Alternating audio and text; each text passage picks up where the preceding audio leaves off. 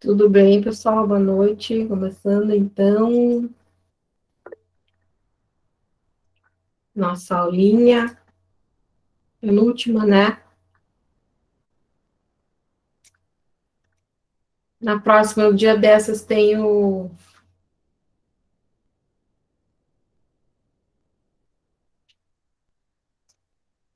AS, né? Não sei se tem aula no dia 8. Confusão.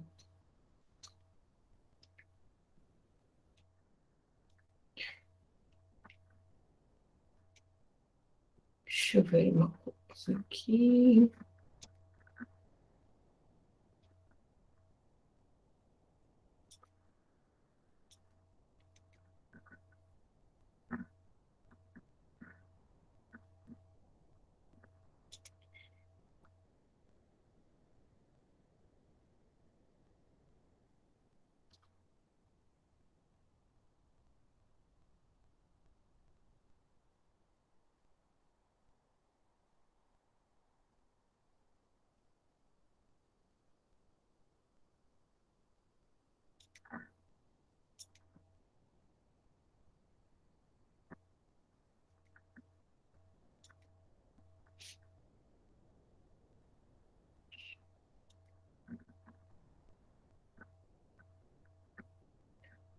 Ai, ai, vamos ver aqui.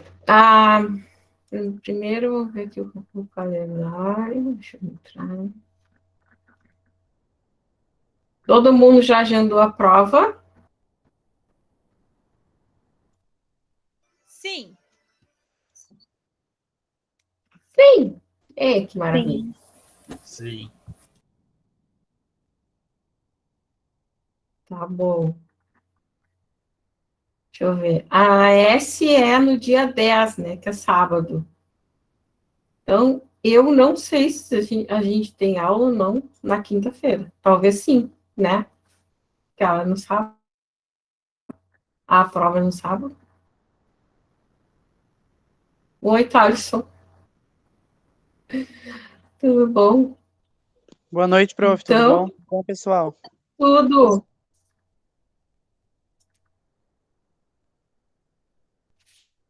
Igual vamos ter uma aula, né? Porque eu acho que tem, né? O que as outras disciplinas estão falando para vocês? Essa categoria 17 eu sou bem perdida, gente. Desculpa, eu não sei. Porque, por exemplo, nas outras, tá agendado aula dia 8. Ah, então tá. A minha amiga faz Na outra agenda... cadeira quinta-feira e ela disse que o professor falou que semana que vem tem aula. Ah, então tá. Então tem. Tá. Obrigada, André. Imagina. Eu queria mostrar para vocês só um... Peraí.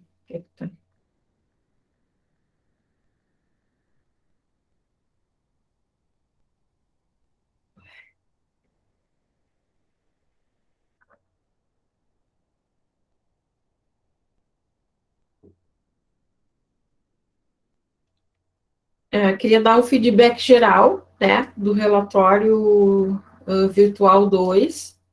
Eu acho que, assim, grande maioria do pessoal que entregou, né, conseguiu atingir os objetivos. Vocês receberam o feedback direitinho que eu escrevi?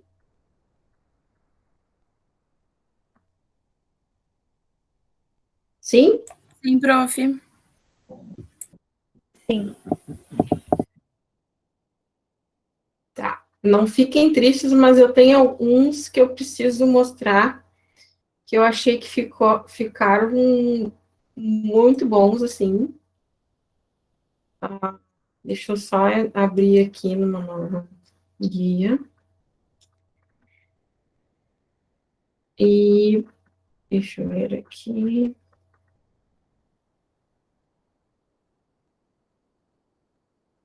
Acho que. É.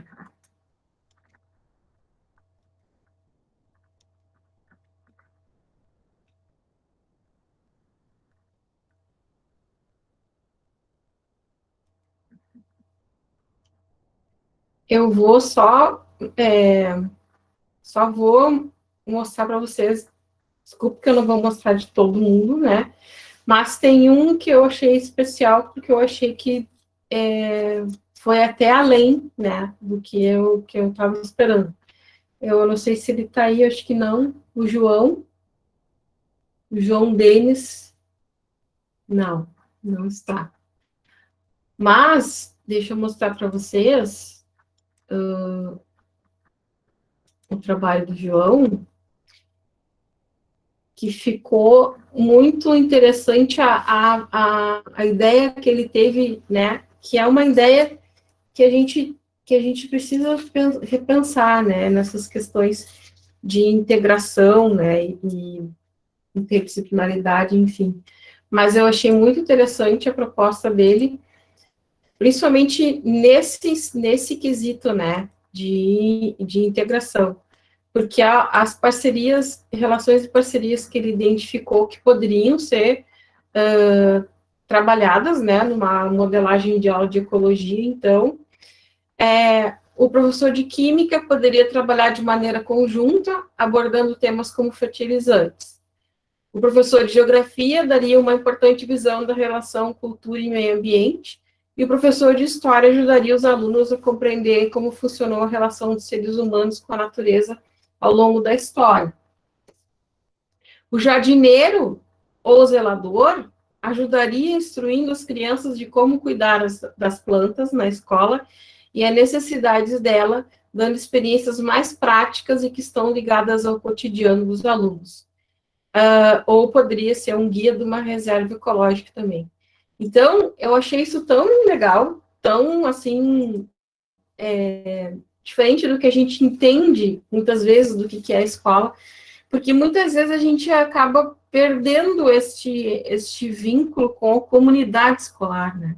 Então, quando tem uma proposta, né, de uma perspectiva mais, assim, interdisciplinar e integradora, na verdade, né, que é uma palavra que é bastante utilizada também na área de trabalhar com as várias perspectivas, né, então, integrar também a comunidade escolar, né, vários outros colocaram pais, né, os pais junto, né, mas ali a abordagem do pessoal, né, que está ali trabalhando todo dia na escola, né, os funcionários da escola, merendeiras, o pessoal da limpeza, então, fazem parte da comunidade, né? Então, quem mais, por exemplo, poderia ensinar as crianças sobre jardim, sobre como fazer uma horta, do que o pessoal que trabalha ali, né, do jardineiro. Então, eu achei isso tão interessante e queria compartilhar com vocês, né? Já que essa atividade, ela não é compartilhada, né? Então, eu achei que foi muito bem colocado, né? Então, só para dar essa ideia, né, de como, então, a gente tem essa perspectiva integradora também, né, com a comunidade escolar. E envolver a comunidade escolar, né, é extremamente importante. Bom, hoje a gente vai falar um pouco sobre essas questões de inovação na educação, né, principalmente em sala de aula, e em especial neste momento que a gente está vivendo, que é o momento da pandemia, né, que a gente saiu da sala de aula, foi para um outro espaço, né, agora está voltando, não sei se vai voltar de novo, né, estamos ainda nesse trânsito. Mas a inovação em sala de aula, ela não depende somente, né, de ensino remoto, né, o ensino presencial, mas de como a gente faz ter a nossa criatividade para realmente inovação, né, em sala de aula. Porque o hábito do professor é a sala de aula, né? Mas a gente foi retirado da sala de aula devido à pandemia e às medidas de isolamento preventivo, né, para não ficar doente, né, com a Covid-19. Isso acabou gerando um desafio para nós, docentes, né, nos levando, então, a nos reinventarmos e usar as tecnologias de informação e comunicação como algo que a gente ainda não tinha apropriação dessas tecnologias de informação e comunicação com proposta pedagógica, né? E hoje ela surge, então, essas tecnologias de informação e comunicação, né, as TIC, ela surge como uma resposta, talvez, para auxiliar, né, o professor, a professora, estimular o engajamento do aluno na sua aprendizagem e levar, então, o estudante, né, a abandonar o papel passivo ao qual está acostumado, que a gente já tinha visto numa aula da evolução da educação, né, a educação 1.0, 2.0, 3.0, 4.0, que é essa que a gente está tentando organizar, né, de uma maneira mais eficiente, digamos assim, com a apropriação, né, das tecnologias. E aí, então, né, isso foi, na verdade, foi uma maneira muito, foi colocado de uma maneira muito, assim, abrupta, né. Na aula passada a gente discutiu a questão da aprendizagem criativa, né, mas também a questão de que se for utilizado como não planejamento, né, como não planejado, ou como algo que for só algo que vai substituir, ou não vai se pensar em metodologias diferenciadas, né, pode vir a causar alguns sérios problemas. Então, a perspectiva de essa nova ideia, né, de sala de aula é uma relação íntima com inovação, né? E como que a gente faz essa inovação? Né? Aliás, não tem uma receita, né? Existe, então, algo que a gente precisa pensar, elaborar, criar, né?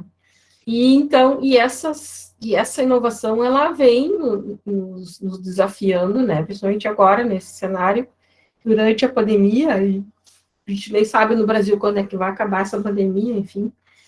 E essa inovação em sala de aula, né, traz algumas perspectivas de experimentação da gamificação, por exemplo, né, em sala de aula. Mas o surgimento, então, né, da pandemia, impulsionou a emergência de metodologias que atendam à necessidade de ensinar o aluno num cenário no qual as aulas não poderiam ser presenciais, além de precisar atrair esse aluno para a aula, né? Então, como é que a gente faz isso, né? Dessa atração? Já aqui numa sala de aula mais conservadora, já não se tinha muita atratividade, né? Se a gente não usar a nossa criatividade, imagina assim no momento, né, remoto. Então, eu preciso ter criatividade e inovação nesse sentido. E o cenário, né, da educação durante a pandemia, desculpa, gente, e pós-pandemia também, está relacionado à estrutura, né, dos modelos de sala de aula, que deverão ser modificados também, e a gente tem vários autores, né, que vêm indicando isso.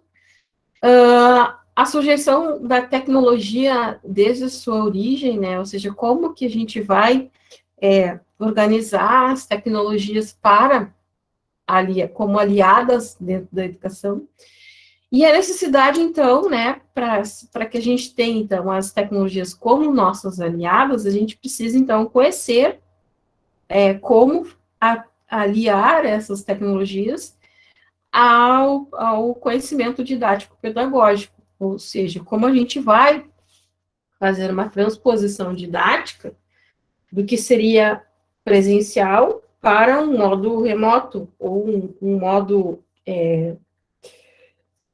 semi-presencial, né?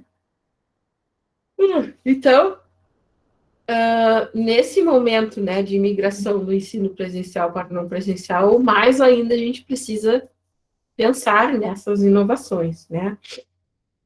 E esses momentos, eles vão ser cada vez mais intensos, né?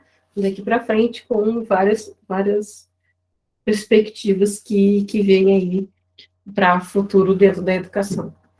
Então, nós também podemos perceber que tem um grande problema aí, né? Que é o empecilho para o uso correto, por exemplo, das tecnologias, como aliadas, né, ao processo de ensino e aprendizagem, aliadas ao contexto didático-pedagógico, que é, então, a exclusão digital, né, que é forte, muito forte no nosso país, né, crianças que nunca viram, né, uma tela. Eu estou ministrando uma disciplina agora, intensivo, né, é por isso que eu cheguei atrasada, desculpe vocês que eu depois tive uma reunião pedagógica e aí acabou que a reunião se estendeu e, né, enfim. E aí essa turma a disciplina é Ciências para o Ambiente, para o estudo, ai, desculpa, gente, credo, céu. Ciências para o Estudo do Ambiente, né, final de semestre a gente tá um bagaço. Então, esse pessoal que eu estou dando aula, é um pessoal de Manaus, né? Que é, na verdade, um inter, que a gente chama, que é um convênio, né? Que não é quebrante, mas que ele é cansaço mesmo. Quebrante, eu vou ter que tomar um banho de sal grosso, então. E o pessoal lá de Manaus, né, que está fazendo mestrado, doutorado aqui no PPG-Sim, só que daí em forma remota, né? E a gente discute muito, né, essas questões. E como a gente tem discutido isso, né, a exclusão digital. Tem lugares na Amazônia, por exemplo, que as crianças não têm celular, nunca viram, não tem internet, né? A internet lá é muito ruim. Então, isso acaba fazendo com que haja exclusão, né, digital. Isso em todo o país, né? Não é só lá na Amazônia, só estou dando esse exemplo. E esse cenário, né? Thaleson, pode falar? Oi, prof. Oi. Pegando um gancho aí nessa questão, né, que a senhora trouxe, na escola ali também tem aquela questão de que às vezes as crianças têm, né, como acessar, mas não sabem. E aí traz a questão da importância também da escola fazer uma apresentação, mostrar para os alunos, né? Hoje mesmo a gente já vai fazer 2 anos, né, que a gente está na pandemia. E muitas crianças, muitos pais não sabem como acessar, mesmo tendo, aí tem aquela questão, mas tem o Google para pesquisar. Mas mesmo assim é importante mostrar, né, para as famílias e a gente achou importante montar uma apresentação para os alunos explicando. Aí imagina se já tem essa questão de muitas famílias que não têm como acessar e tem a questão de que tem como acessar, mas não sabem, né? Também é importante que a escola entenda a realidade do aluno, né? Sempre. Tem essa outra perspectiva também, né? Boa noite. Oi? Prof, Oi, Adriana. eu recém entrei, já estou me metendo na tua aula, mas eu estou achando interessante, porque assim, eu estou... a nossa aula, Ainda estou pensando qual professor daqueles que eu vou te colocar lá, prof. Mas não era isso que eu queria dizer, tá? Assim, ó, eu achei interessante, porque eu estou fazendo meu relatório do final de estágio, e eu estou falando justamente a respeito do ensino durante a pandemia, né? Então, hoje eu passei a tarde lendo alguns artigos e jornais de outros estados e a respeito disso, desde quando começou, né, a pandemia, desde que as aulas pararam e não se sabia o que fazer, até o momento em que se decidiu que as aulas seriam através de plataformas, né? Então, gostei, entrei aqui, já estou vendo, já me brilhou mais algumas ideias com aquilo que tu está falando. Mas, assim, como tu mesma está dizendo, prof, é um problema nacional, falando de Brasil, né? Não estou falando de outros países. Mas é um problema nacional esse uso das tecnologias e como vocês estavam dizendo que muitas pessoas não têm acesso, né? Ou então, às vezes o aplicativo é tão pesado que a internet que a pessoa tem não sustenta, né, aquele aplicativo. Às vezes a pessoa ou tem duas crianças dentro de uma casa e tem um celular só para cada uma assistir a sua aula no mesmo horário, né? Então, eu estou lendo coisas muito boas, e se vocês, colegas, quiserem ler alguma coisa a respeito, também procurem. Nós temos, li coisas na Zero Hora, Eu li coisas no Clique RBS, eu li coisas em jornal de São Paulo, Rio de Janeiro, tem artigos publicados no Google Acadêmico também, se vocês quiserem dar uma olhada a respeito do assunto, é muito interessante, que não fala só dos problemas, mas fala de como nós, futuros professores, podemos que nos habituar a usar as tecnologias para ensinar e usar para que essas crianças e esses adolescentes, eles não percam o interesse pelas aulas. E eu li muito a respeito, inclusive a parte que eu estou escrevendo agora no meu relatório é sobre a evasão escolar. Hoje eu dei a minha última aula no 2º ano, e assim, ó, de uma turma de 35, eu tenho 14 alunos que acompanham as aulas desde o início do ano. Aliás, desde que eu entrei. A minha última aula da semana passada, na quinta-feira, foi para o 3º ano e é a mesma coisa. 15 alunos de uma turma de 40. E aí eu estou lendo muito, porque o que está acontecendo com esses alunos, né? Já não estou falando dos pequenos, já estou falando dos adolescentes. Muitos provavelmente tiveram que parar ou desistiram por desestímulo, né?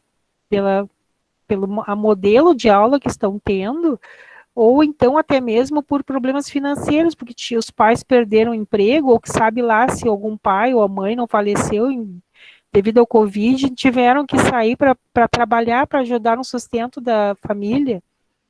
E aí chega cansado em casa, e aí não tem vontade de estudar, porque provavelmente o professor ou sabe usar a tecnologia, ou quem sabe não sabe também, né? Porque tem muito professor que está meio perdido ainda, né? Eu percebo assim.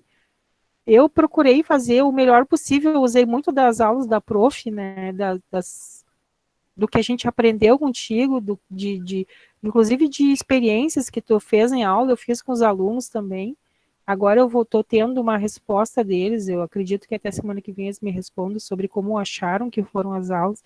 Então, assim, é uma coisa bem preocupante isso que a prof está falando, sabe, bem interessante. E da gente procurar e ler, sabe, a respeito, não ficar só nisso mesmo.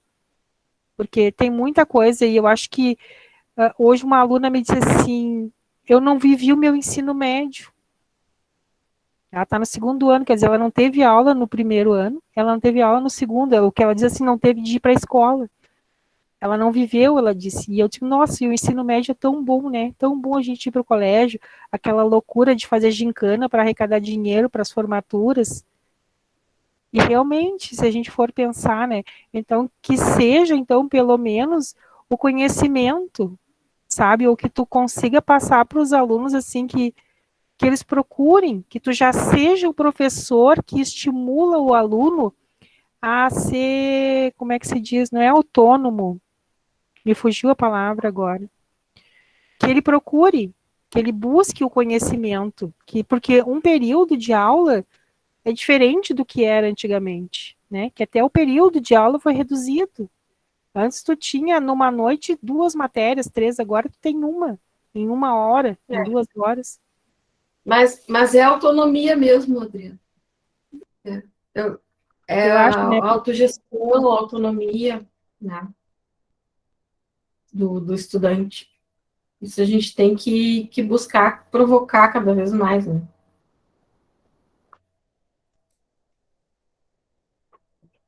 Não te cortei, viu, Adriana? Pode falar, se quiser. Não, prof, já falei, é que eu me animei, né? Eu já vim com o pensamento do que eu li e mais fechou com a tua aula aqui. Nossa, meu Deus, só agradecer mesmo. Ai, que bom. E essa problemática, né, que a gente...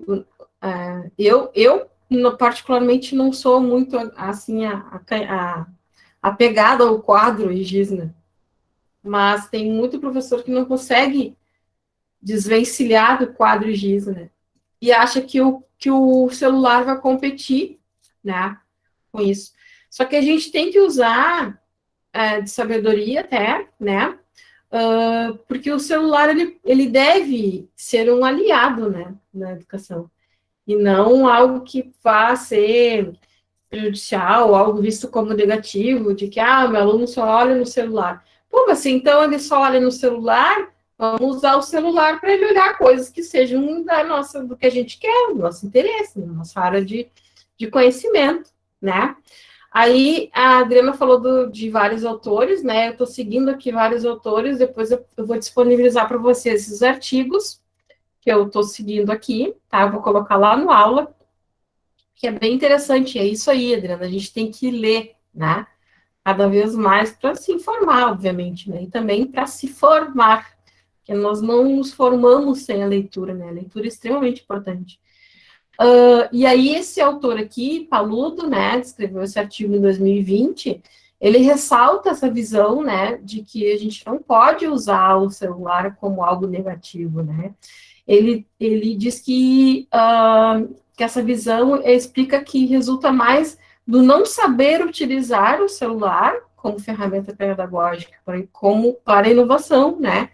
Então, e já existem vários estudos, eu publiquei já um trabalho também que eu fiz com professores de uma escola estadual, isso bem antes da pandemia, e a gente, e também a Magali, que foi minha aluna do mestrado, ela dá aula em São Sebastião do Caí, vocês já tiveram uma aula com ela, eu acho, se não me engano, não, foi com a Gabriela, mas a Magali, ela dá aula no município de São Sebastião do Caí, a gente fez um trabalho também semelhante com o uso das tecnologias pelos professores, né, e a gente sabe usar o celular, mas a gente sabe usar o celular, né, para fuxicar ali, né, ver notícia, ver o Facebook, ver o WhatsApp e tal, mas não como um construto pedagógico, né? Não como algo que vá ser didaticamente proveitoso, né? Então, a gente precisa, sim,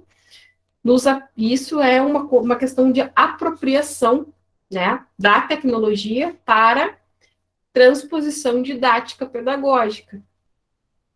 E aí, então, né, as tecnologias digitais e a virtualização do ensino, como a maneira de mitigar a lacuna deixada pela ausência do ensino presencial, é uma forma de atenuar os efeitos da pandemia, né, do coronavírus na educação. Mas para quem, né? Aí eu já botei um dedinho na ferida ali, né? Coloquei essa charge aí, que, por exemplo, o Enem, né? Que é uma das portas de entrada da universidade, no ano passado foi extremamente prejudicado as pessoas que iriam participar, né, do Enem.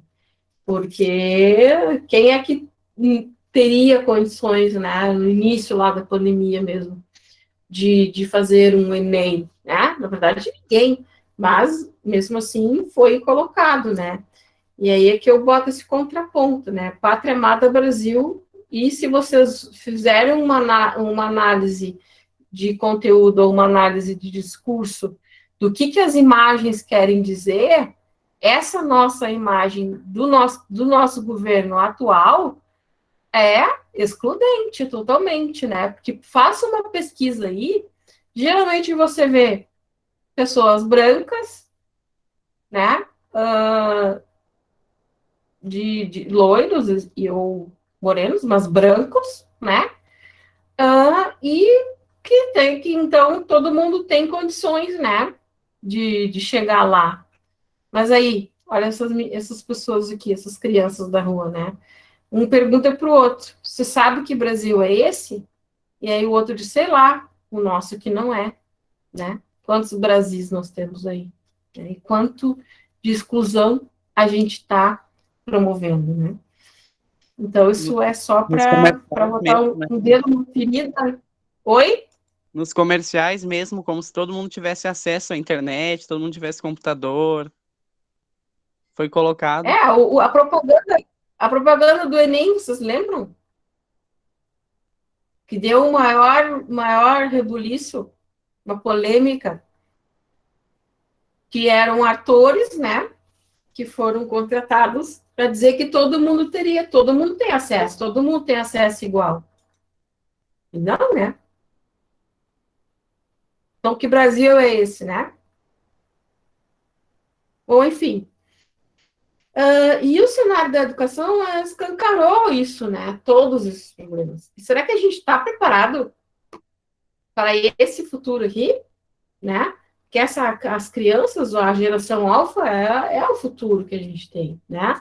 Apesar da gente saber o futuro é o agora, é presente e tal, mas nós estamos formando uma geração. Como a Adriana disse, a aluna dela não vivia o ensino médio, porque não teve a socialização, né? E a gente só vai sentir os efeitos disso depois, a gente não tem como saber, né? Ninguém tem uma bola de cristal. Mas a gente tem que entender que nós precisamos minimizar cada vez mais os problemas, né? E não aumentar.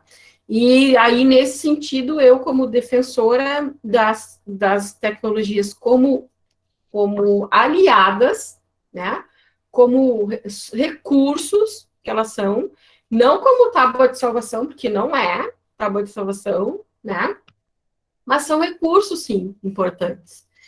E a gente precisa pensar também em planejar uma diversidade de estratégias pedagógicas.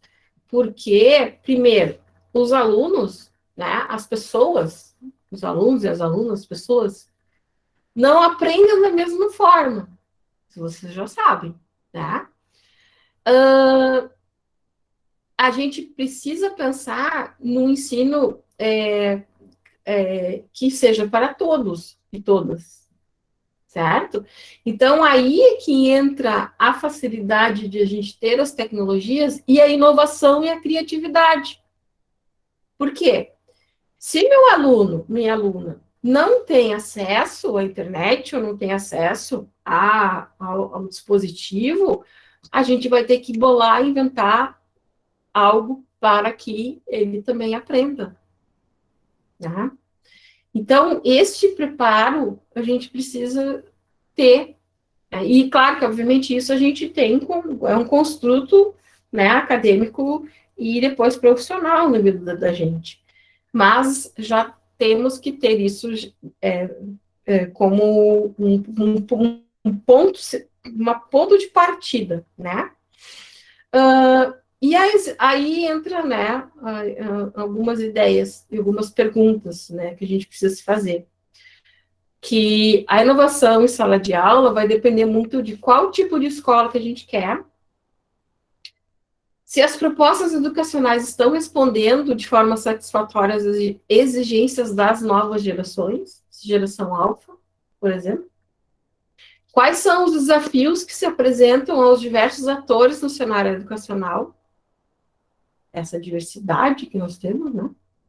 Quais competências são necessárias para formar o cidadão do terceiro milênio e os seus professores? Qual o papel da mídia e educação na busca de caminhos para a inovação no contexto educativo escolar?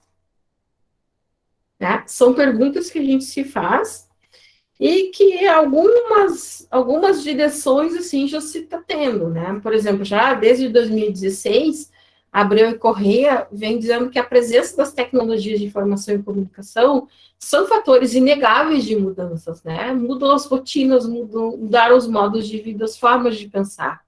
Essa geração alfa, né, que essa geração que são as crianças, as pessoas que nasceram a partir de 2010, se vocês buscarem, pode botar no Google Acadêmico, né? É geração alfa, neurociência. Já elas têm conexões mentais diferentes, elas fazem as sinapses e as conexões entre os neurônios é diferente. Por quê? Porque elas estão já dentro de um contexto digital. Já é uma era digital para elas. Para nós, ainda não. A gente ainda está num limiar aí, né? Eu mais ainda analógico, mas eu gosto, sou uma migrante digital que gosto bastante de ler, de aprender, né? Fuçar nas coisas. Mas tem muita gente que não, ainda está na era analógica, né? E daí fica naquele, lá no meu tempo que era bom. Caramba, né? Bora lá, vamos mudar. E esse autor, José Valente, ele é bastante interessante, né, na perspectiva de informática na educação.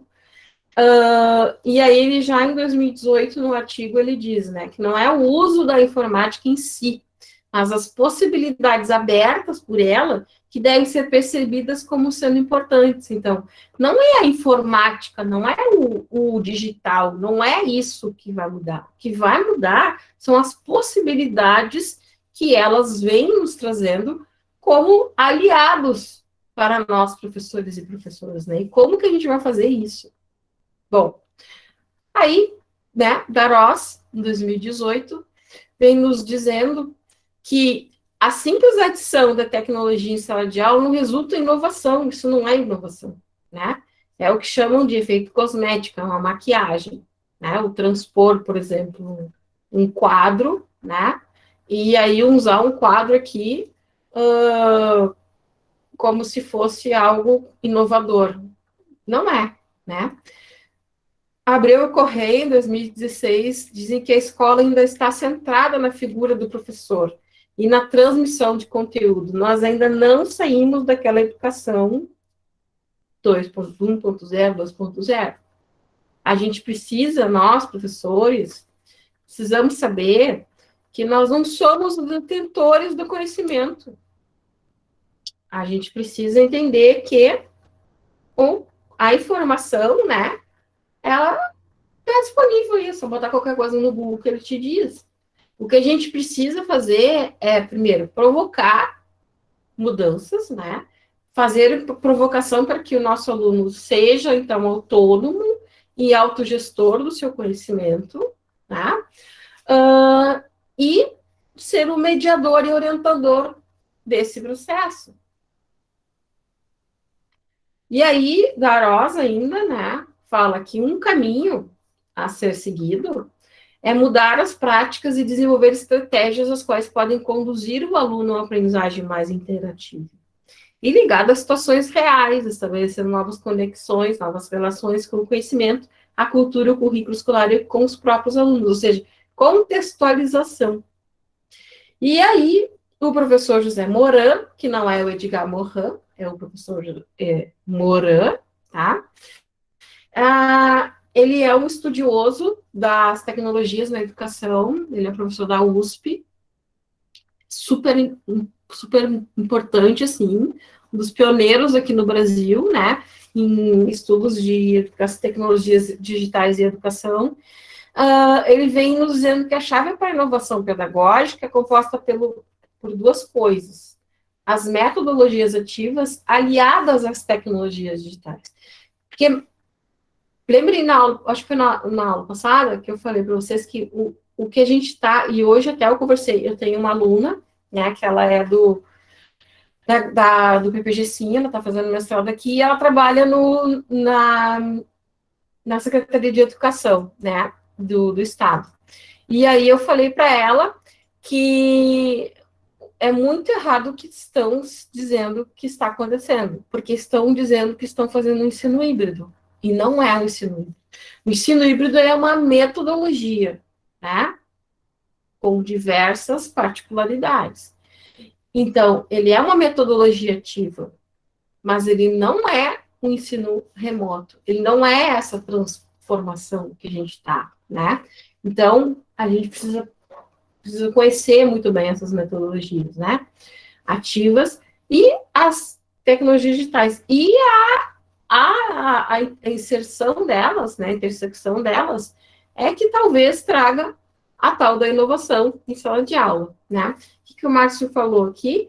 Meu projeto de gestão foi uma pesquisa remota sobre como está sendo o ensino com este novo normal para os alunos, pais e professores.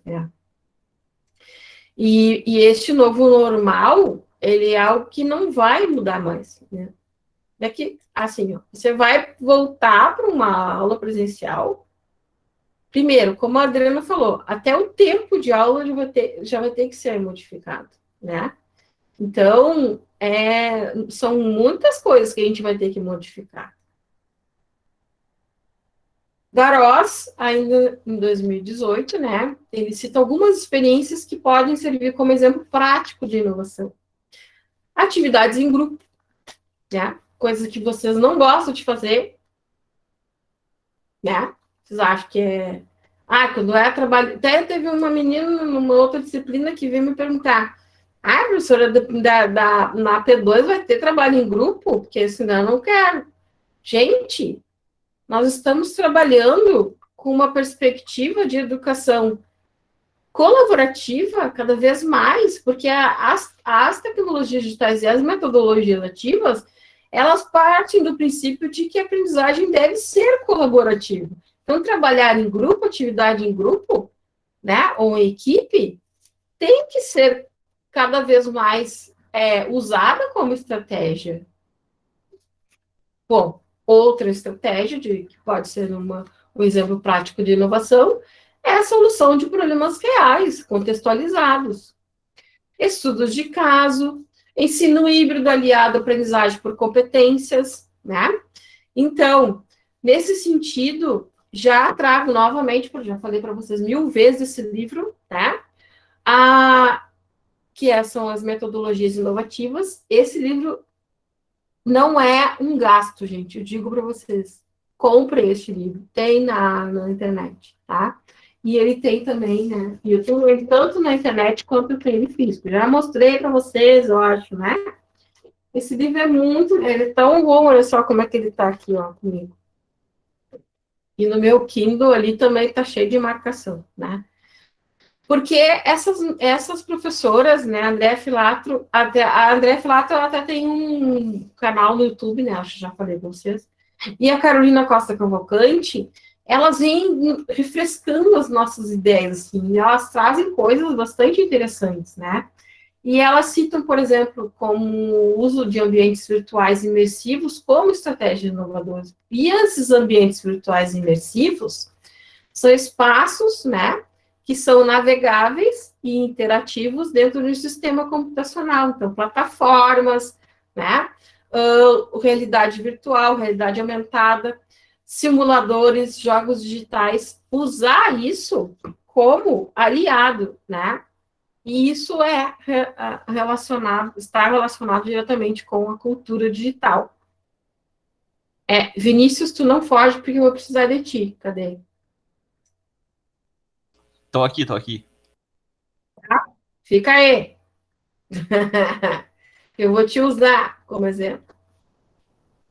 E aí a gente vem com essa proposta, né, de inovação, que é explorar artefatos da cultura digital para ensinar, usar as mídias digitais para a educação. E isso é aliar, por exemplo, a competência 4, né, da BNCC, que é a comunicação. E a contextualização está dentro desse espectro todo, porque, por exemplo, somente a explicação da matéria em sala de aula pode não ser bastante para o entendimento, principalmente das ciências da natureza, né? Tem muitos conceitos difíceis de entender. Então, tem que se contextualizar aquilo ali. Por exemplo, né? Há muito tempo a gente usava filmes, né, e vídeos digitais como auxílio ao ensino e aprendizagem. Mas aí, não sei se vocês lembram, se vocês já passaram por isso, mas eu me lembro, já passei por isso, que o que acontecia? Os professores largavam a gente numa sala lá, botavam um filme para se livrar da gente, mas não tinha uma contextualização do que a gente tinha que assistir naquele vídeo, se não tinha um roteiro, né, dizendo, então você ali, a partir desse filme, desse vídeo, você vai entender, vai tentar compreender quais conceitos disso, quais conceitos daquilo, ou o que você compreendeu sobre isso. Não tinha roteiro, jogava a gente ali para se livrar mesmo, né? E aquilo não funciona, né? Aquilo ali não é inovação. Precisa contextualizar o conteúdo, né? Porque o conteúdo descontextualizado dá a impressão de que aprendizado não tem significado, né? E esses autores, Almeida, Bezerra e Lima, 2017, já vem indicando isso com as pesquisas deles.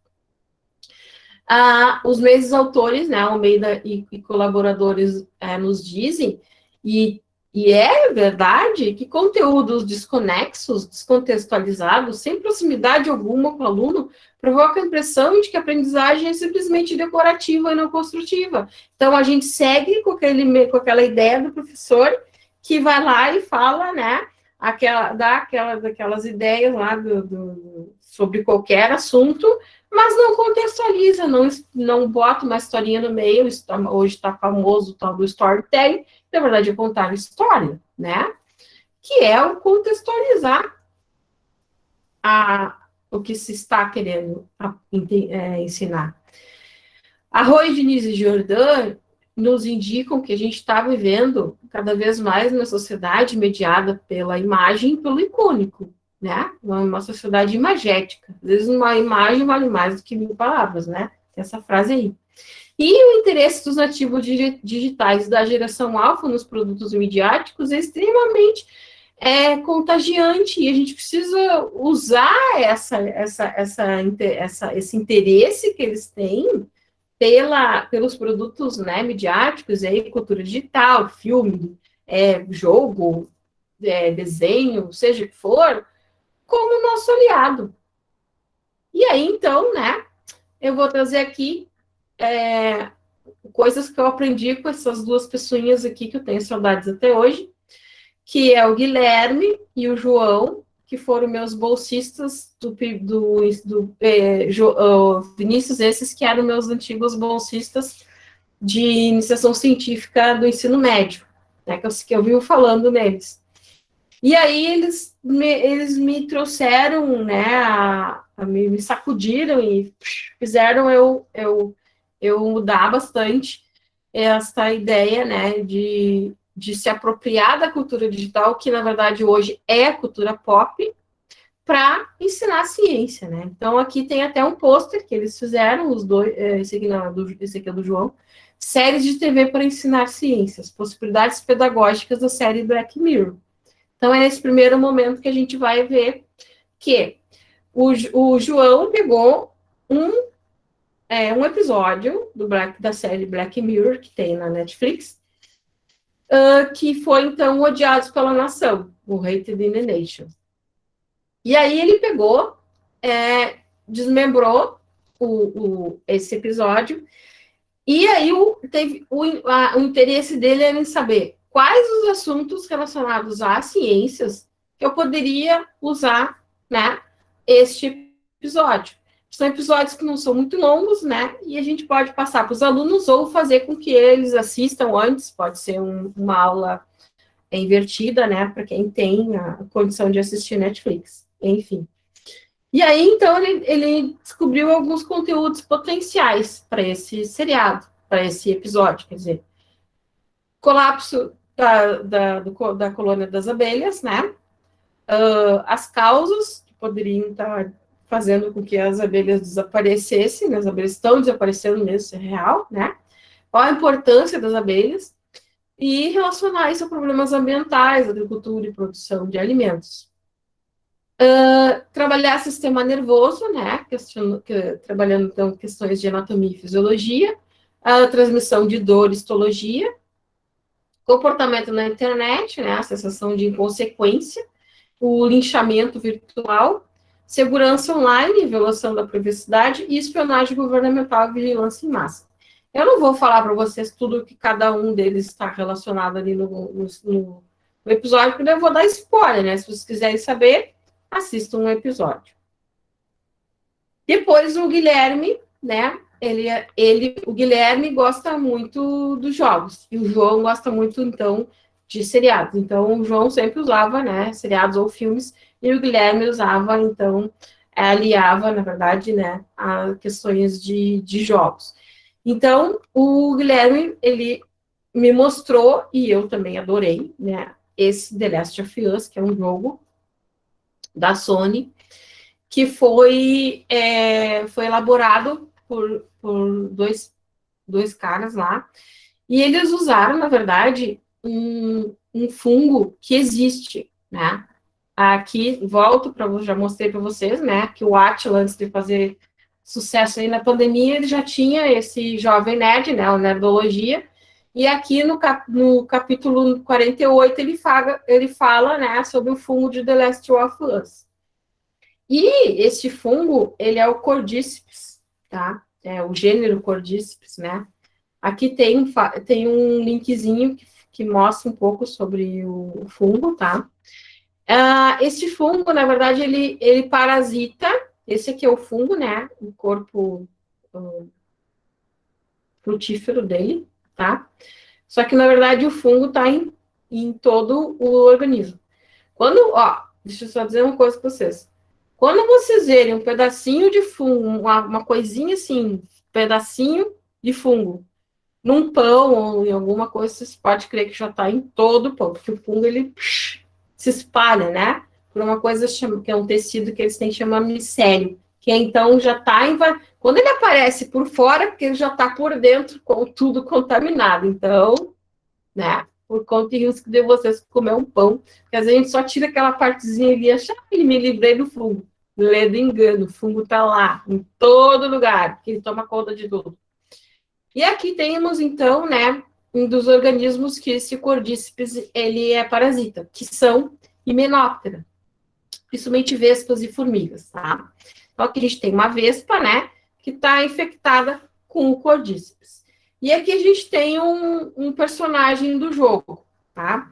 E o que é interessante, que os personagens do jogo, eles agem de acordo com a evolução do fungo no seu organismo parasitado. Então, aqui temos, né, a pessoa que foi infectada no primeiro estágio, que chama runner. Por quê? Porque ele vai correr atrás de um lugar onde ele vai se esconder para o fungo, né, se proliferar. Aí tem o stalker, que então, já está começando a aparecer ali o corpo, como é que é mesmo que chama? Corpo frutífero, não me lembro agora, tá? Como se fosse o cogumelo lá, né, que é a parte externa, essa aqui que a gente vê do fungo, né? Mas, na verdade, já está com o fungo todo dominado ali, aquele corpo. Depois tem o clicker, que já começa, então, a liberar os esporos, que vai infectar outras pessoas, e tem o blotter, então, que é que já está o organismo tomado pelo fungo. E este fungo Cordíceps, né, assim como no jogo, claro que no jogo ele infecta as pessoas, né? Na vida real, ainda não teve nenhum caso, né? Mas, na verdade, o bicho que foi, né, esse Hymenoptera que foi parasitado, infectado pelo Cordíceps, ele vai ser comandado por o fungo. Então, esse que vai virar um tipo zumbi mesmo, né? Assim como o jogo. Então, os caras que desenvolveram esse jogo, depois eu li vários artigos sobre, né? Eles pesquisaram sobre o fungo, então eles sabiam o que estavam fazendo, né? Então, isso é muito legal. Então, usar o jogo para ensinar ciência, ecologia, né? Olha aí, as crianças vão adorar, porque criança, adolescente, não sei, né? Quem joga esse jogo vai adorar. Mas você quer mostrar para outras pessoas que não gostam desse jogo, tem várias outras possibilidades. Por exemplo, né, já falamos lá do Black Mirror, que pode ter tem um monte de episódio ali que pode ser comentado. Tem vários seriados, né, que falam de ciência, né, ficção científica ou não. E Star Wars, né, que é uma franquia aí que está desde os anos 70, não vai morrer nunca, né? E o João, então, até ele publicou um artigo científico nessa revista aqui, tá? Deixa eu abrir aqui para vocês verem. E aí, nesse artigo, ele tentou verificar as possibilidades no ensino de ciências da natureza com o spin-off, o Rogan, né? Que é um dos spin-off lá não sei muito bem o que é isso, mas é uma da franquia Star Wars, né? Então, possibilidades pedagógicas, tá? Então, ele deslanchou aqui, né?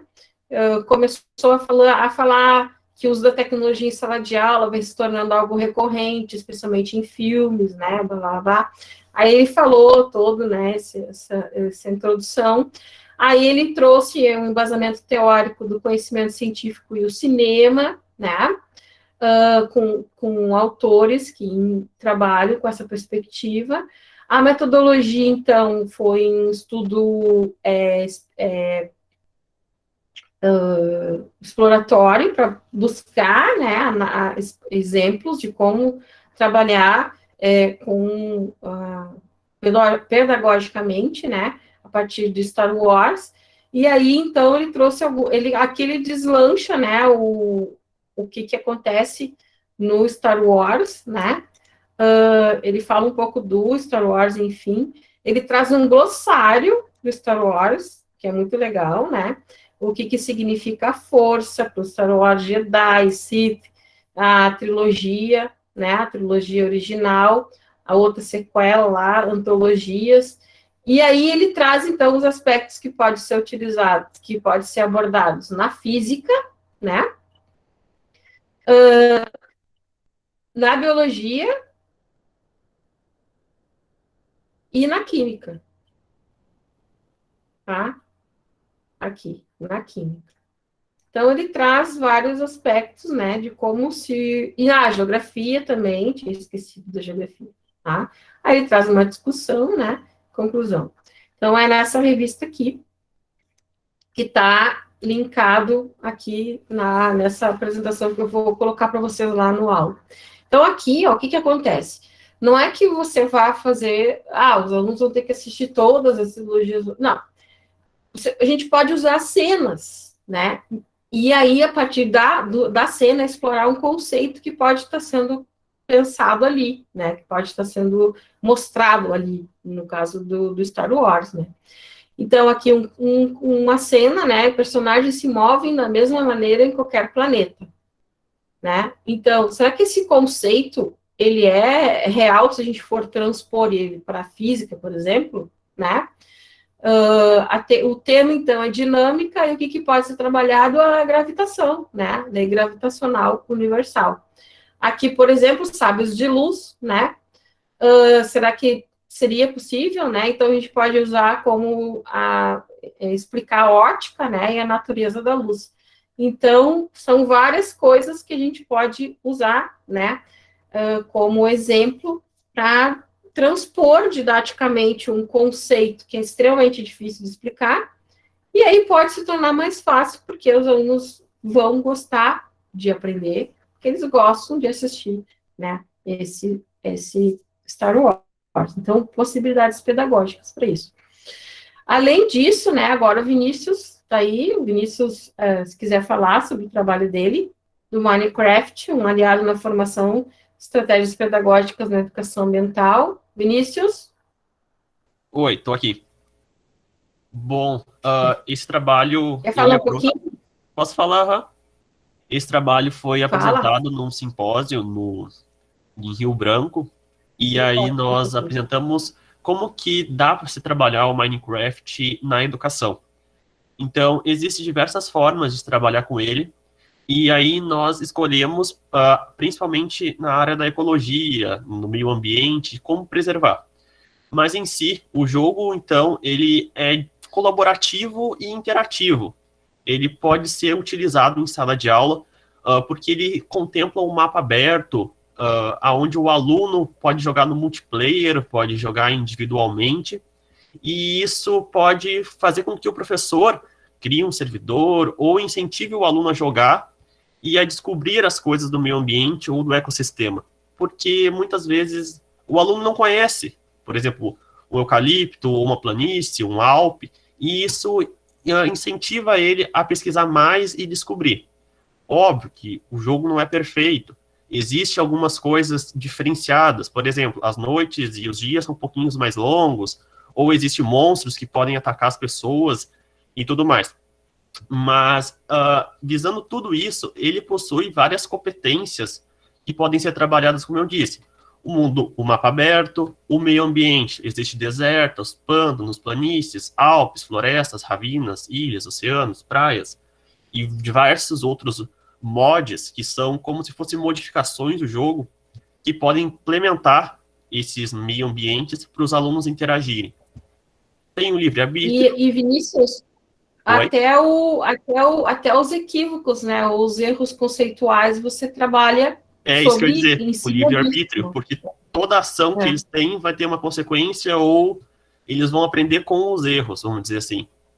Aí existe a sobrevivência e o criativo, que aí eles podem utilizar de itens prontos já. Por exemplo, teve um trabalho que a prof mostrou, não sei se foi nessa aula ou foi em tecnologias, que uma colega fez um artigo a partir do Minecraft para trabalhar células do corpo humano. Ela solicitou que os alunos utilizassem blocos para fazer uma célula, fazer todos os órgãozinhos, que são as organelas que tem ali, e apresentar. Nós temos também a humanização. Oi?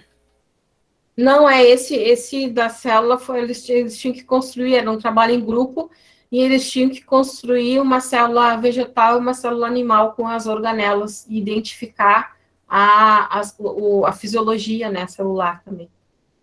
Então, era morfologia e fisiologia celular. No Minecraft. Né? Como a Adriana disse ali, é algo que toda criança, principalmente agora, tem no telefone Minecraft. Então, é algo prático. Eu tinha dito numa outra aula que eu trabalhei com essa tendência de desastres naturais no Minecraft. Eu solicitei que os alunos do fundamental que jogassem Minecraft tirassem um print da tela aonde estivesse acontecendo um desastre natural e mandasse.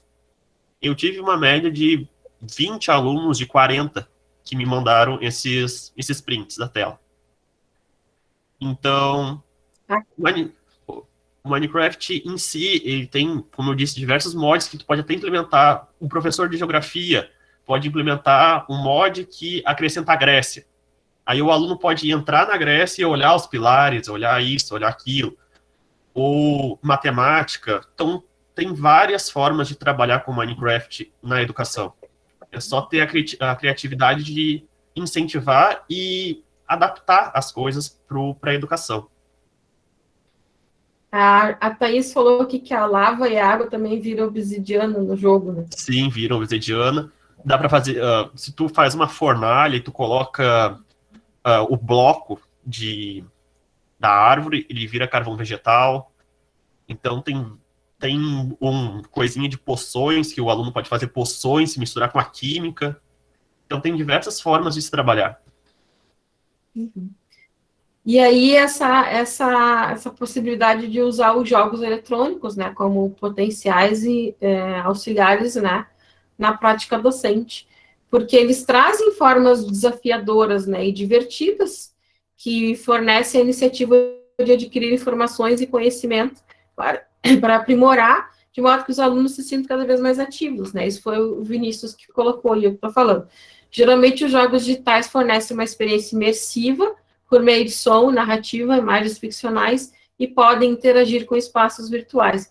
Então, essa imersão é extremamente interessante, né, quando a gente quer contextualizar.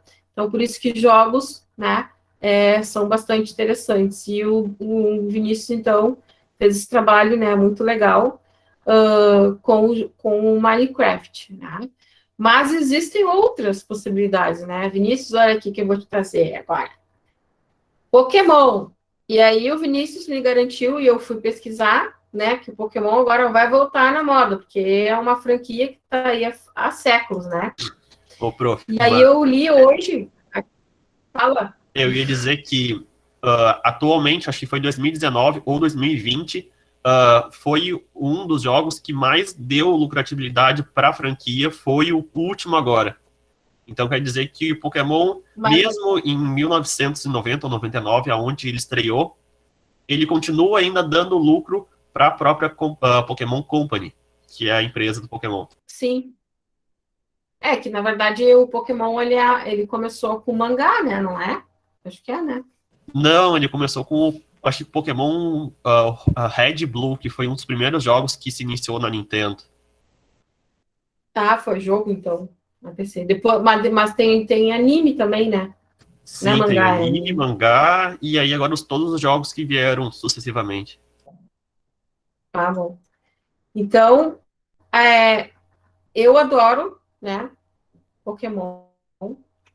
Também é uma coisa que é da minha adolescência. E aí, olha só, de 17 de julho a 13 de abril de 2022, será possível fazer uma visita ao quê? Né? um Pokémon Wonder, ou seja, um tipo de um parque que fica, né, em Tóquio, no Japão, que é só sobre Pokémon. Ai, eu vou ir no Japão só para ver.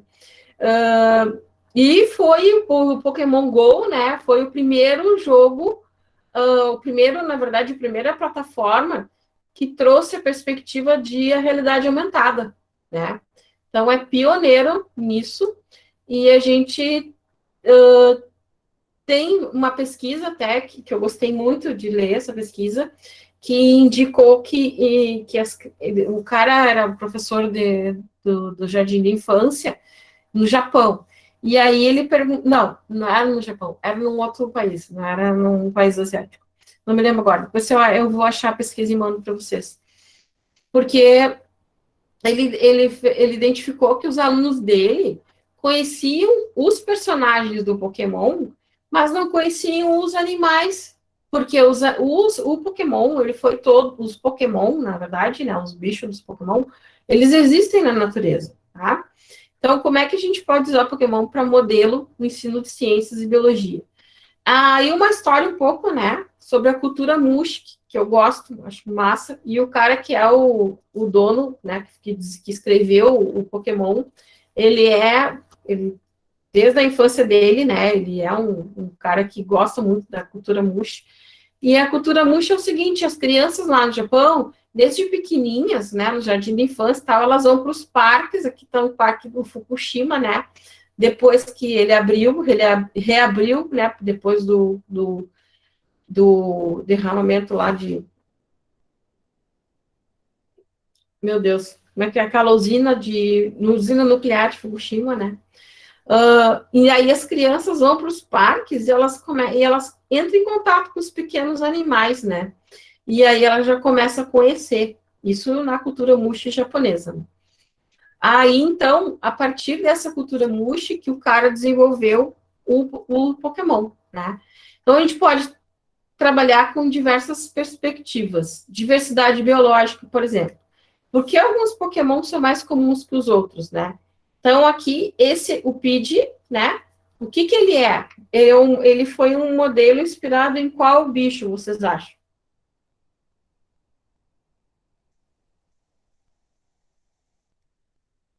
Um pombo? O Márcio Um joga até pássaro? hoje, não sabe. É um pássaro, mas não é um pássaro qualquer. O que ele é, Márcio? Tu que joga até hoje.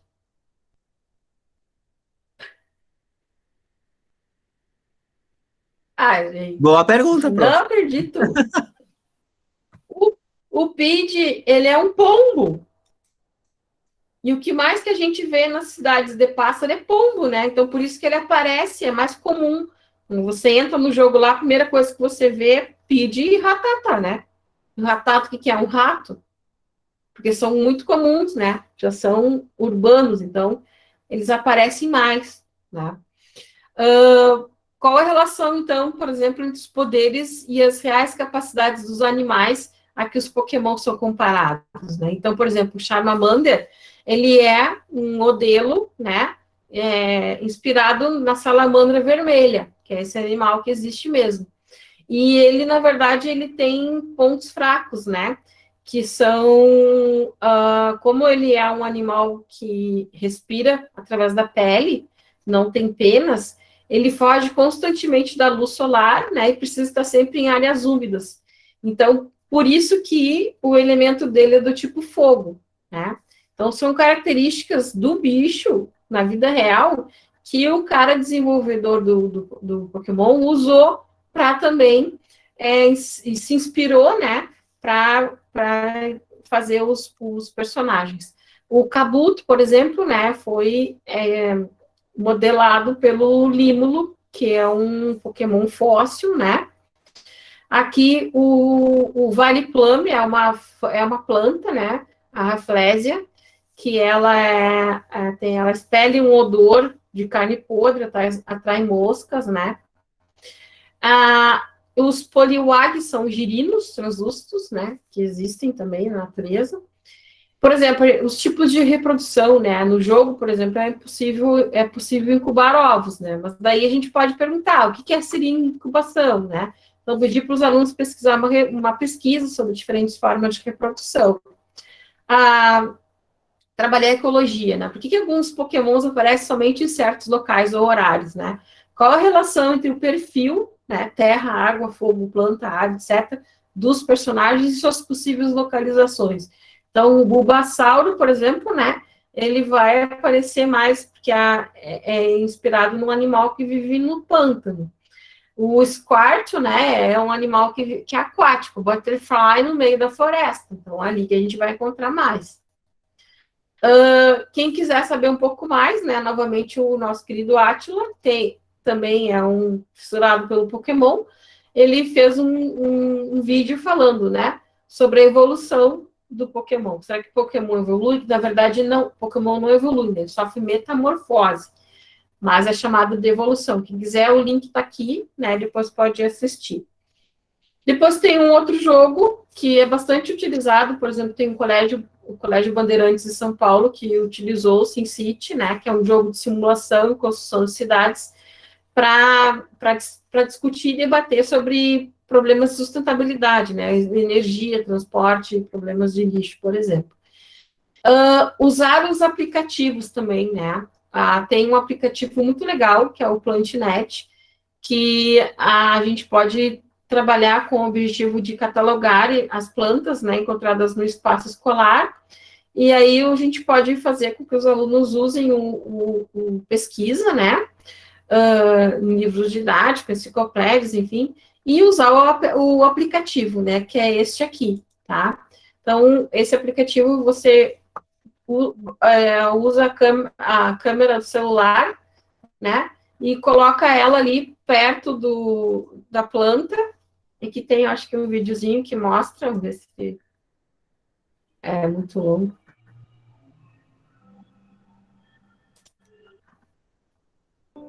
Botaniste amateur et professionnel, scientifique de différentes structures, on a réfléchi à essayer de développer Você coloca des outils qui viseraient à faciliter le partage d'informations sur les plantes pour réduire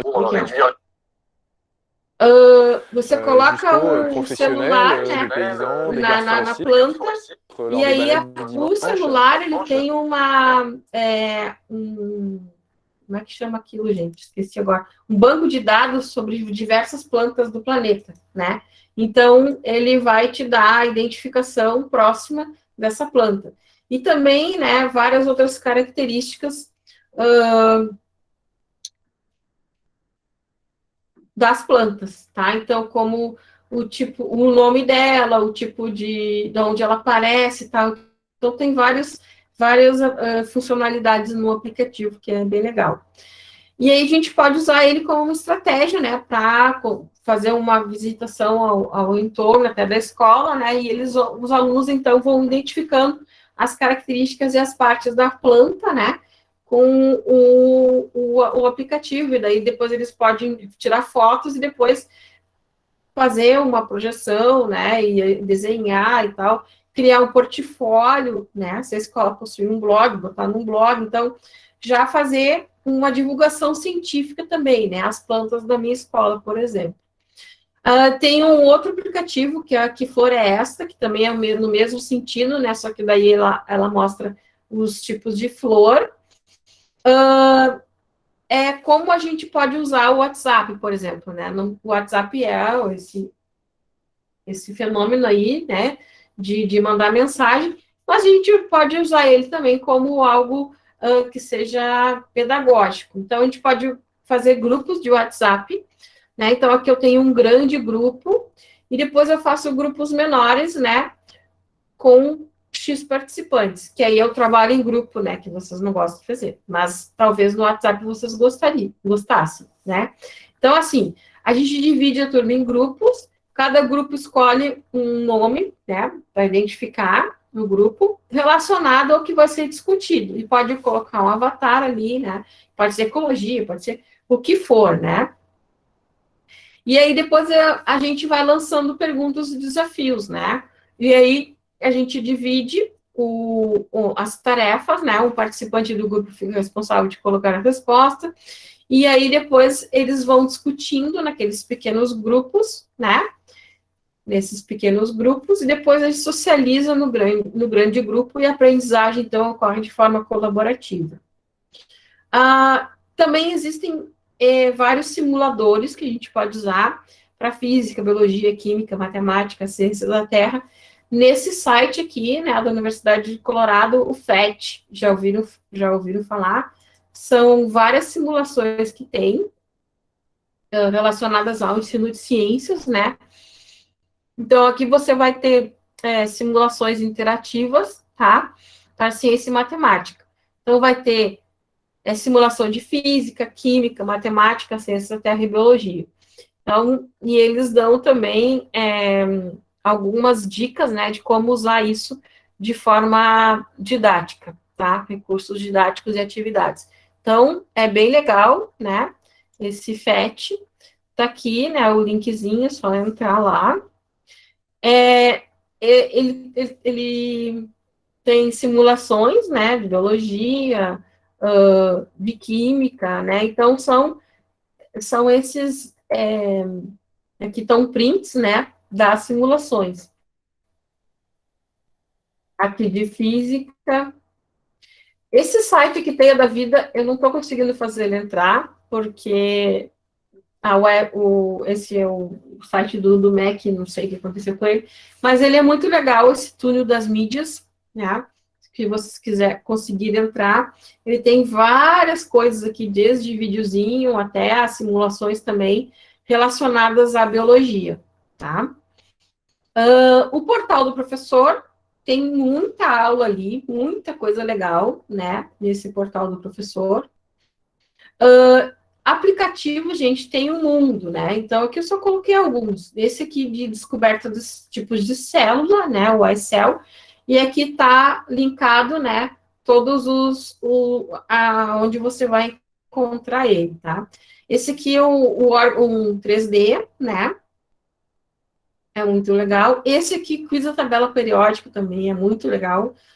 Tem 25 níveis de dificuldade. A gente já fez até um trabalho com ele, com uma outra menina de um colégio, lá em... Putz, agora não lembro o nome da cidade. Nova Santa Rita, acho que é. Aqui tem o Física Interativa, né? Aqui tem o Biologia na Mão, né? O Bio na Mão. O Star Walk, que a gente pode trabalhar também questões relacionadas à astrologia, né? Então, mostrando os planetas. Esse aqui é bem legal, que dá para usar com criança, né, também. Mas, na verdade, as crianças hoje, elas sabem mais que a gente, né? Então, dá um aplicativo para elas na mão para ver se elas não desvendam as coisas. Aqui tem um outro que é um pouco mais elaborado, né, que é sobre o sistema solar 3D. E esse aqui, o Anatomia, né, o 3D Anatomy, que você também pode usar ele com... Aparece assim, né, o órgão em formato 3D. É muito louco. E aí, então, essas são algumas ideias que eu trouxe para vocês, né, para a gente pensar, para a gente trocar essas informações, né, e usar todas essas ferramentas, esses recursos, como ensino e aprendizagem, né? A Maquiele também, se quiser falar um pouco sobre o que a gente fez na disciplina de tecnologias educacionais, que eu provoquei bastante vocês, né? A Maquiele queria me matar, mas depois, no final, deu tudo certo, né, Maquiele? Deu sim, prof, deu tudo certo. Foi bem bacana que a gente teve que propor as aulas através de aplicativos, né? Formar alguns aplicativos que levassem a aprendizagem do aluno. E a gente foi desenvolvendo ao longo da disciplina, com o auxílio da professora, ela foi mostrando ferramentas e a gente foi criando alguma coisa através desses aplicativos. Como eu tenho bastante dificuldade para fazer algumas coisas relacionadas ao computador, então eu fiquei bem apreensiva, mas no final acho que deu certo, né, prof? Acabou sendo desenvolvido alguma coisa ali que, com jogos, eu acabei trabalhando com jogos, colegas criaram blogs, criaram sites, também teve outras ferramentas que foram utilizadas, e daí cada um trabalhou dentro da disciplina, temas dentro das disciplinas, onde das disciplinas de cada um, que é uma cadeira que tem várias disciplinas ali. Então, cada um teve uma abordagem. Teve um colega que fez dos museus, que a gente conseguia, através do aplicativo, visitar museus do mundo inteiro. Então, foi bem bacana. E tu aplicou, né? Teve uma colega tua que aplicou, e as crianças, como é que foi a percepção das crianças? Eu pedi para a colega aplicar, porque ela estava falando que as crianças estava difícil prender a atenção das crianças com somente leituras, né?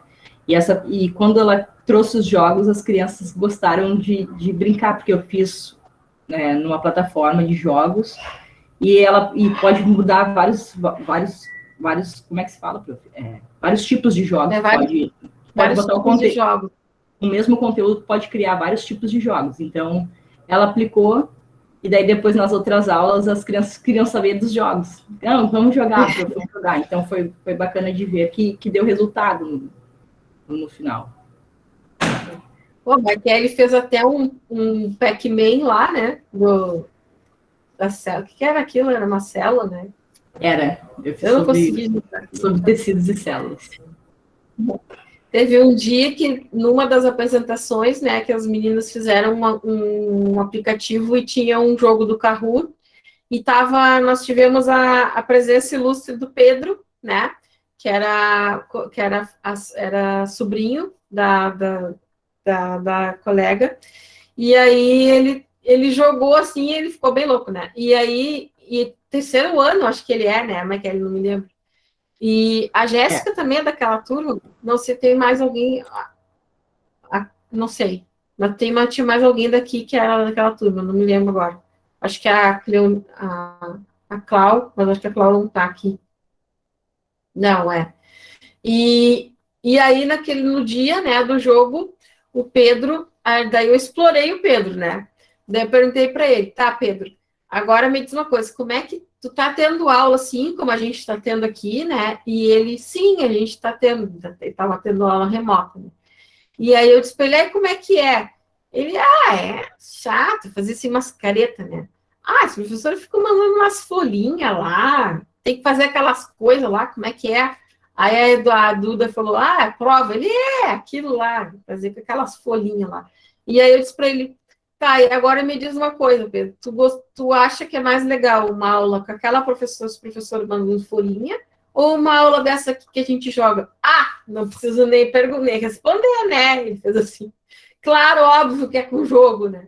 Então, gente, essa geração alfa, vocês vão penar se vocês quiserem botar folhinha para eles, né? Já contei do meu sobrinho, que é um demoninho, coitado, que ele falou para a professora dele, a professora dele ainda era, na época que estava a aula presencial, e a prof, ele estava no pré, eu acho, e a prof deu para ele desenhar, e ele desenhou, daí acabou o desenho. Daí, tá, agora, o que eu faço? Agora eu desenho outra coisa que ele, mas eu já desenhei. E aí ela deu uma enrolada lá, e ele, mas o que isso vai mudar na minha vida? Eu já desenhei o que tu pediu, agora tem que fazer outra coisa, me dá outra coisa para fazer. Então, vocês vão ter que rebolar para essa geração alfa, porque eles não aceitam qualquer coisa, vocês têm que argumentar e tem que fazer, eles são imperativos, gente, e eles têm a multitarefa, né? São multitask. Quanto mais coisas eles tiverem para criar, para imaginar, melhor. Então, vocês têm que estimular isso nas crianças, né? Nessa geração alfa que vem aí. Então, era esse o recado que eu tinha hoje. Alguém quer comentar alguma coisa a respeito da aula, uma pergunta, falar uma experiência que teve, ou quem nunca teve experiência com tecnologia?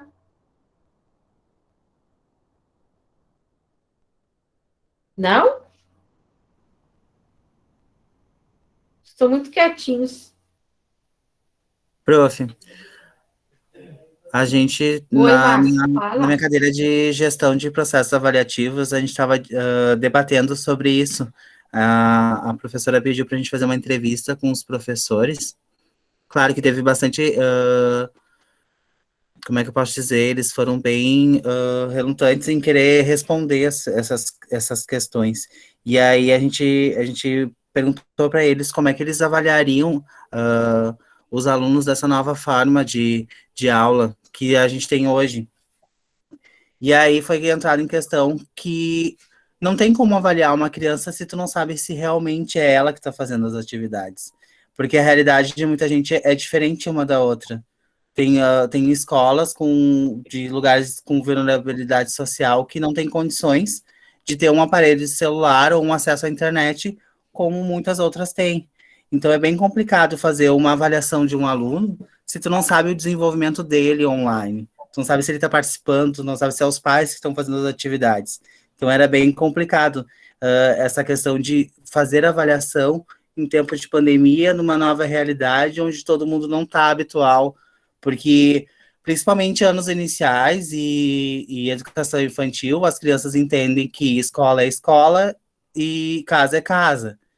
Um exemplo disso é meu sobrinho de 5 anos, que ele nega, ele não quer fazer as atividades da escola, ele é bem relutante em querer fazer uma atividade. E ele só quer saber de jogar joguinho no celular, de ver videozinho de jogos no YouTube. Então, a dificuldade bastante que a gente enfrenta hoje é essa questão de não saber como as crianças estão sendo e como vai ser daqui para frente. A gente não sabe se a educação vai ter que retroceder para acompanhar o andamento dessas crianças ou se ela vai continuar num ponto onde a gente possa desenvolver o que não foi desenvolvido em 2 anos. Então, não, ó, a gente tem que usar a criatividade. Teu sobrinho, ele só quer saber de joguinho. Então, trabalha com o joguinho. Faz ele pensar questões relacionadas a ensino, aprendizagem, alfabetização, um joguinho. O único joguinho que a gente conseguiu fazer diferente. Esse que a gente não está tentando, não está conseguindo e não está tentando e não está querendo transpor didaticamente. Sim. O único joguinho que a gente conseguiu fazer para ele ter uma participação dele foi o joguinho da memória. É o único que a gente consegue prender ele para ensinar alguma coisa a ele. Porque senão então, é só o celular mesmo que ele fica. Sim, mas aí acha alguma coisa no celular. Aí a gente tem que conhecer também o que eles estão consumindo, né? Acha alguma coisa no celular que ele está consumindo e aproveita aquilo ali para trazer alguma coisa relacionada a ensino e aprendizagem. Meu sobrinho, né? O meu irmão e a minha cunhada não gostam que ele fique assistindo vídeo do YouTube. E aí, acho até que eu já contei essa história para vocês, que ele estava assistindo o vídeo do YouTube, aí botaram de castigo, tiraram o celular dele e ele tinha que fazer outras coisas, brincar com outras coisas. Daí tá. E aí o meu cunhado, meu irmão e minha cunhada foram tomar chimarrão. Eles moram em Bagé, lá numa casa. Daí eles estavam na rua, assim, tomando chimarrão. E aí, quando, de repente, assim, daqui a pouco chegou o Arthur lá e disse assim, mãe, tu sabe como é que... Sabe por quê que quando a gente bota uma compota dessas, essas compotas de pêssego, sabe? Essas latas fechadas, perto de um vulcão, na boca de um vulcão, a lata explode. E aí eles ficaram se olhando assim, né? A minha cunhada e o meu irmão. Não. Aí eles assim, porque os gases que tem lá dentro fazem com que a lata enche e exploda. Viu? Vocês não assistem vídeo do YouTube? Então, mas sabe, prof, hoje meu marido estava falando, né, que o meu filho também, hoje ele tem 10 anos, mas desde muito pequeno, bom, é a era, né, da tecnologia, ele só quer saber de vídeo, e ele se alfabetizou, muita coisa ele aprendeu ali, na internet. Ele mesmo procura, mesmo quando ele não sabia ler, ele procurava por voz, como ele dizia, ele mesmo dizia. Né? Ele sabia fazer isso, ou pelos iguais, como ele dizia na época. Que daí, claro, ele botava as primeiras letrinhas, já puxava um monte, ele já associava o que ele queria. E ele continua assim, então, ele pesquisa, ele assiste muito vídeo no YouTube, e ele vai se certificar se realmente aquilo ali existe. Só que daí, minha casa, é um laboratório a minha cozinha. Quando eu vejo, ele está na cozinha experimentando alguma coisa. E às vezes são coisas mirabolantes assim que ele quer. E quando ele vê que é alguma coisa muito assim difícil para ele fazer, ele pesquisa na internet. Então, vira e mexe, a gente acha no telefone, no celular, alguma coisa que ele usou pesquisando, né? Meu marido hoje já estava comentando isso. Ele, mas como o Murilo pesquisa umas coisas esquisitas. Mas, se tu for conversar com ele, tu pensa que é um adulto falando. Ele é muito informado, ele sabe falar qualquer assunto. Qualquer país, de qualquer continente, ele é muito ligado nisso, sobre bombas, sobre guerras, vários assuntos. Porque ele se informa, muito mais do que eu, inclusive.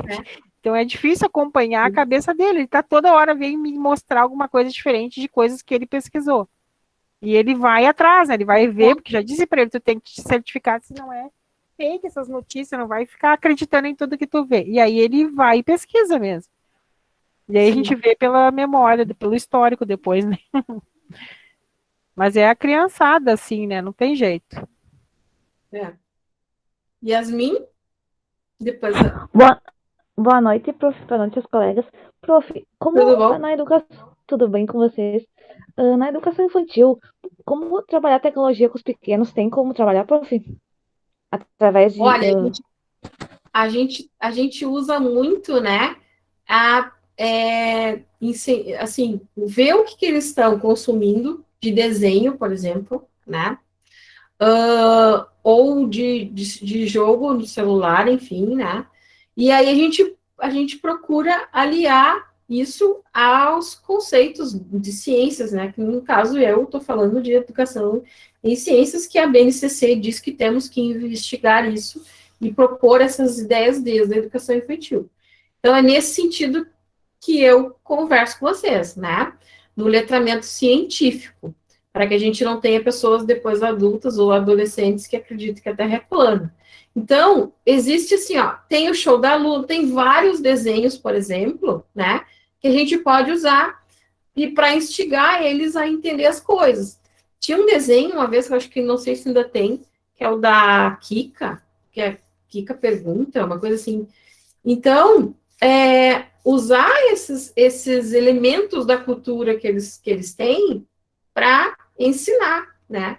Então, e no caso, por exemplo, tem umas alunas da pedagogia que foram pesquisaram comigo algumas coisas, né? E hoje elas estão fazendo coisas muito legais, assim, né? A Amanda,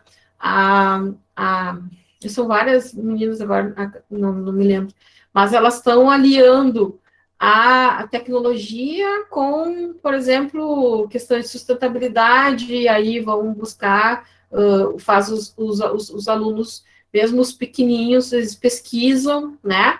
Porque eles entendem, gente. A gente não pode achar que eles não entendem, porque eles entendem. É só a gente orientar, né? Como fazer. E aí é experimentar, né? É experimentar, Yasmin. Ver o que pode dar certo, o que pode não dar certo. Pode ser que não dê certo naquele momento, naquela hora, com aquela coisa. Mas aí usa outra e vai experimentando, né? Ô, prof, eu tô fazendo do Capitão Planeta e aí eu tava pesquisando alguns artigos para conseguir complementar o meu artigo. E aí eu achei alguns que mostram, por exemplo, uma professora que apresentou na aula o vídeo, por exemplo, do Cocoricó, e aí instigou com a educação infantil como aquilo era na vida real, ou como aquilo se aplicava na vida real, como, por exemplo, a sustentabilidade.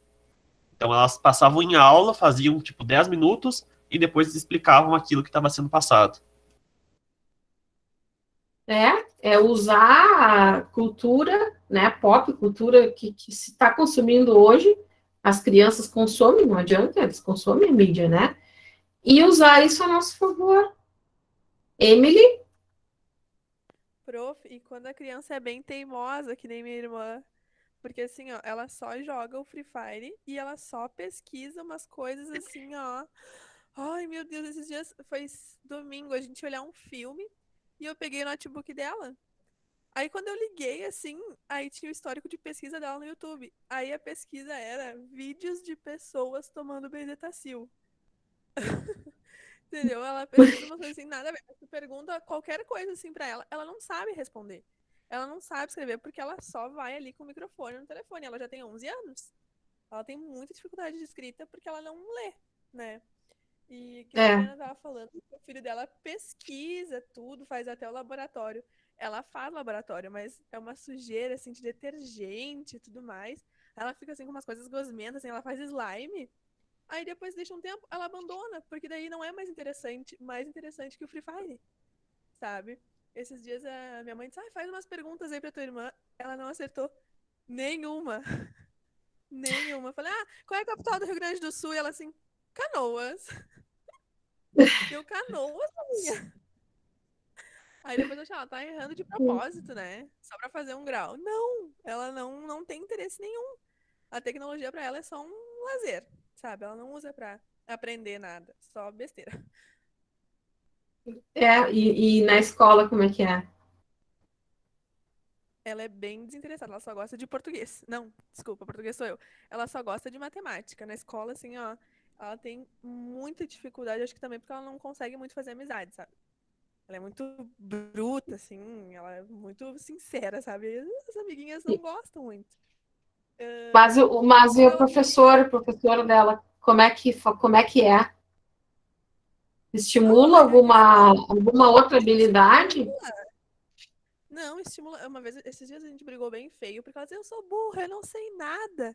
Eu não sei nada. Eu, Lavínia, tu não é burra, tu só usa tua inteligência fora da escola, falei pra ela. Porque tu é bem inteligente, sabe?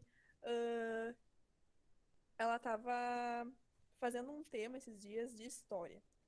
E ela não queria fazer, então ela começou a pesquisar na internet. Só que deu muito errado a pesquisa dela, que o tema era sobre antigas civilizações e ela respondeu como Império Romano. Porque ela pesquisou na internet e não soube nem pesquisar na internet. Ela não queria fazer. Ela não gosta, assim. É uma briga. Então talvez ela não foi bem orientada também, né? Pela professora. Não, mas o professor... Não, quando eu olhei o texto, era um texto assim, ó, de pouco mais de meia página. Eram umas perguntinhas, assim, bem básicas. Só que eu não sei se o professor, assim, se ligou, mas as respostas estavam todas em negrito no texto. E ela não leu o texto. Era bem crítico. Ela realmente Então não planejou também, né? Tudo que envolve leitura, ela não gosta. Ela gosta mais de coisas práticas. Ela fez uma maquete lindíssima essa semana, porque é uma coisa que ela bota a mão na massa. Ela não consegue, assim, sentar e se concentrar em fazer alguma coisa. Ela é bem desatenta. Não que eu não seja, sabe? Mas ela não é muito, não, de estudos, que nem ela fala. Eu odeio estudar. Mas ela tem um outro tipo de inteligência, né? Bom, segundo Gardner, a gente pode ter múltiplas inteligências, né? Isso que eu falo pra ela, tu não é. De repente ela vai ser mais ouvinte do que leitora, né? Que nem tem recurso, né? Que nem podcast, coisa assim, ou para assistir visual ou ouvir do que ela vai ser construtora, ela vai ser alguém que vai usar a imaginação para solucionar problemas que ninguém pensou antes, né? Porque se ela tem essa habilidade para construção, né? Sim. Esses dias ela fez um óculos supersônico lá, com um óculos 3D de cinema, pegou uns fios, assim, fez um óculos supersônico. Ela tava falando. Aí, quem sabe a gente vai ter uma nova astrofísica aí, alguma coisa assim, né? E o Einstein, gente, não sei se vocês sabiam, mas ele rodava em todas as disciplinas. Porque o modelo tradicional de ensino, para ele, não funcionava. E quem é o Einstein? Janine? Talvez ela veja a tecnologia só como lazer, porque ela não esteja acostumada na escola a ter práticas, talvez os professores não estejam fazendo planos de aula que contemplem essa questão, que direcionem o aluno. Pode ser. Sobre a questão da da educação infantil, prof, tem uma amiga que ela trabalha numa biblioteca que atende os alunos da educação infantil. E essa biblioteca, ela tem projetos de leitura. E aí ela fez uma vez atividades com quiz com os alunos, usando o formulário do Google. Só que as respostas, as questões todas, ela ia passando com eles, eram por meio de GIFs. E eles adoraram. A imagem, né? A sociedade imagética que a gente vive, né?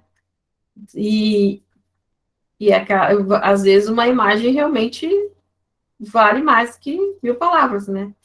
O Tyson tá dando boa noite, é mesmo, são 10h20, gente. Vamos nos despedindo, né?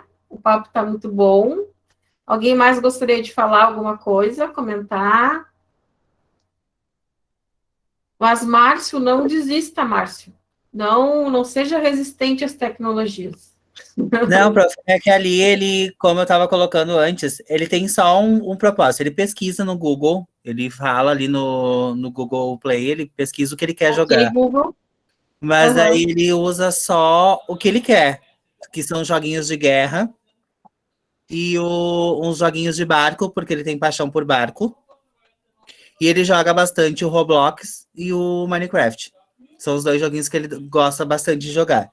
Então, como eu vi que o Vinícius estava mostrando ali, e a Sarah também, a questão do Minecraft, eu acho que seria uma forma de ajudar no ensino-aprendizagem dele, usando esse joguinho, que é um joguinho que ele vai se interessar. No caso do Pokémon, eu tenho a Andrea, que tem um filho autista, e ela pediu ajuda na alfabetização do filho dela. Ele tem 11 anos, se eu não me engano. E ele tem muita dificuldade em algumas atividades. E um dos joguinhos que ele tem uma paixão, e ele faz os bonequinhos com impressão e plastifica os bonequinhos para conversar do Pokémon. Ele tem uma paixão enorme por Pokémon.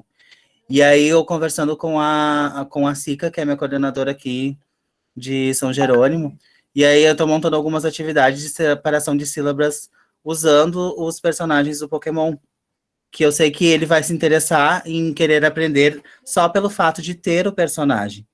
Então, são umas formas diferentes. Mas essa do meu sobrinho é mais difícil. Ele é mais resistente em tentar mudar os joguinhos deles. Mas aí, de repente, pega ele pela emoção do mundo Minecraft. A gente tem que conhecer, né, o público. Sim. E aí, por exemplo, eu me lembrei agora que existem vários jogos que são para autistas, né? E tem vários pesquisadores que já desenvolveram vários jogos para autista, porque claro que depende do espectro, né? Mas tem aquele que eles são muito só individualistas, né? Então, a interação com o jogo auxilia depois na interação com as pessoas, né? É bem interessante, tem vários trabalhos sobre isso, né? Só dá uma investigada, assim. Sim, agora concluindo agora o semestre, porque eu me formo nesse semestre, eu vou me dedicar um pouquinho mais na questão de trabalhar os joguinhos e trabalhar com a educação especial, que é o que eu estou fazendo no meu pós. Então, eu consigo pesquisar bem mais em relação a isso do que eu estava tendo tempo agora, nesses últimos meses. Que bom, isso aí. Obrigada, Roseli. Janine, tu tinha levantado a mão. Oi, prof, antes tu estava falando sobre a aprendizagem colaborativa, né? E eu fiquei pensando o quanto isso é importante para nós, mesmo que a gente seja resistente a fazer trabalho em grupo. Porque, por exemplo, agora eu tô fazendo estágio no MEI e o planejamento, ele é feito em grupo. A minha turma, ela tem as professoras titulares, as professoras que entram uma vez por semana na sala, que é quando a titular sai para fazer o planejamento, e mais as auxiliares. E o planejamento é feito para 15 dias com essas 6 professoras juntas. Então, de uma forma ou de outra, às vezes tu vai acabar entrando numa escola onde o planejamento vai ser feito em conjunto e tu vai ter que saber trabalhar em grupo. Exato, a gente não trabalha sozinho nunca, né? A gente sempre tem um grupo, não adianta. Então, isso a gente tem que exercitar, né? Então, é bem isso, Janine. Então tá, gente, um beijo para vocês, tá? Uma boa noite. Agora acho que hoje tá menos friozinho, né? E aí, então, até quinta-feira que vem, tá? Um beijo, beijo. Boa noite, até quinta que vem. Boa noite.